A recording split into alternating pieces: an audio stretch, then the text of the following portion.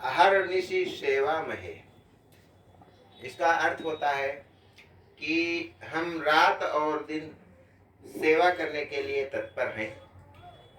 पुराने फोन जो होते थे उनमें लिखा होता था अहर्निशि सेवा महे। जिस प्रकार से रात दिन काम करने वालों में से एक टेलीफोन और मोबाइल होते हैं, ऐसे ही राजस्व विभाग के जो कर्मचारी होते हैं वे भी पुलिस विभाग के कर्मचारी, राजस्व विभाग के कर्मचारी सभी जो है अहर्निशि सेवा महे का अनुपालन करते हुए अपना जीवन यापन करते हैं। ऐसे कर्मचारियों के परिवार, बच्चे, आम नौकरी पेशा लोगों के परिवार से थोड़े से अलग होते हैं। आइए इस पर हम थोड़ा सा प्रकाश डालते हैं। परसों हमारे मित्र बाजार में मिल गए। मिलते ही बोले, और भाई साहब सब ठीक है?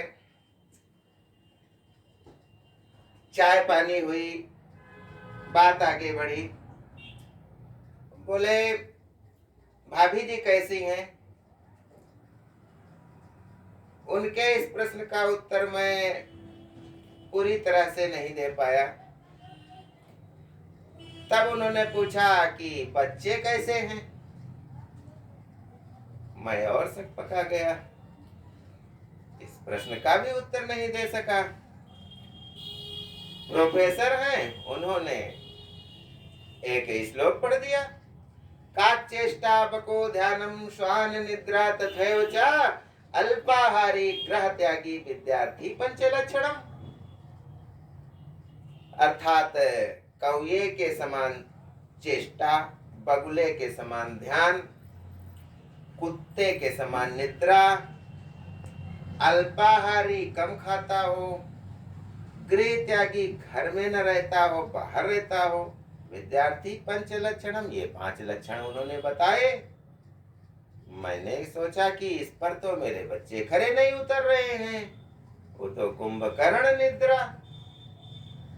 तो इस बात पर वो कहने लगे कि चलिए ना भाभी जी के बारे में सही जानकारी दे पा रहे हैं, न बच्चों के बारे में दे पा रहे हैं, लेकिन इन पे ध्यान जरूर देना चाहिए, क्योंकि हमारे बच्चे क्या पढ़ते हैं, क्या लिखते हैं, अगर अभी से ध्यान नहीं दोगे तो वे अच्छे नागरिक कैसे बन सकेंगे।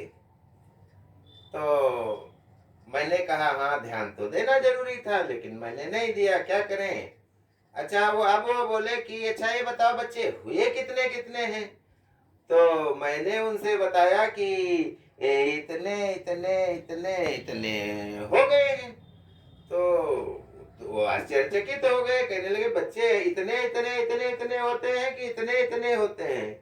मैंने कहा जब मैं रात में आता हूँ 10-11 बजे, वो सोए हुए मिलते हैं, और सुबह जब फिर चल देता हूँ फिर वो मुझे तो सोए हुए ही मिलते हैं, और मैंने उनको खड़े जब देखा ही नहीं है तो मैं कहां से बताऊं कि कितने कितने कितने कितने हो गए हैं। अब मित्र डांटने के मुद्रा में आ गए, कहने लगे भाई साहब इन पे ध्यान दीजिए अभी, तो नहीं तो सब गड़बड़ हो जाएगा। मेरा बेटा जो है स्कूल में टॉप करता है, मॉनिटर भी है।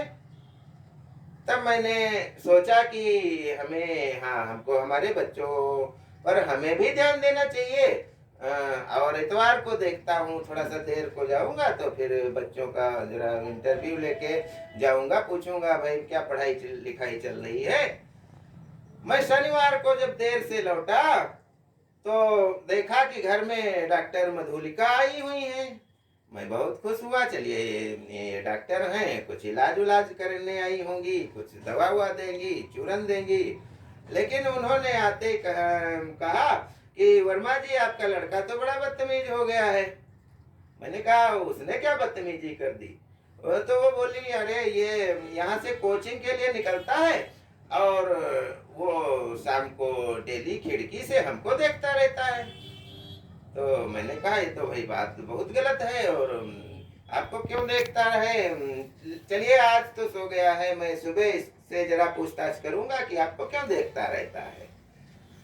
अब जो है सुबह उठाकर मैंने बच्चे से पूछा कि बेटा तुम्हें डॉक्टर साहब को शाम को क्यों देखते रहते हो, तुम तो कोचिंग जाते हो। वो बोला पापा मैं तो जाता तो कोचिंग ही था, लेकिन जब से इन्होंने नई नई एमबीबीएस हो करके आई है और इन्होंने अपना क्लिनिक खोला है, तो यहाँ सामने देखिए बोर्ड भी लगा रखा है कि देखने का समय 5 बजे से 6 बजे तक। तो अब क्या करें, इन्होंने खुद लगा रखा है, तो मैं इनको 5 बजे से 6 बजे तक देखता रहता हूँ। मैंने कहा चलिए ठीक है बेटा, तुम्हारा भविष्य तो बड़ा उज्जवल नजर आ रहा है। चलिए और विषयों में क्या क्या पढ़ते हो वो भी तो मैं जरा पूछूं आपसे। तो मैंने कुछ उससे प्रश्न किए अपने हिसाब से जो मैं पढ़ा था। तो सबसे पहले भूगोल का प्रश्न हुआ कि बेटा बताओ गंगा कहाँ से निकलती है और कहाँ जाती है। बेटा बोला पापा गंगा शर्मा जी के घर से निकलती है और वर्मा जी के घर में घुस जाती है। मैंने कहा बेटा तो तुमने भूगोल ही बदल डाला, ये किस गंगा का जिक्र कर डाला। बेटा बोला पापा ये वही गंगा है जो रात और दिन, बरसात हो या सर्दी, जाड़ा हो या गर्मी, रात दिन अपना काम छोड़ करके दूसरों के घर बर्तन मांजती है। इसकी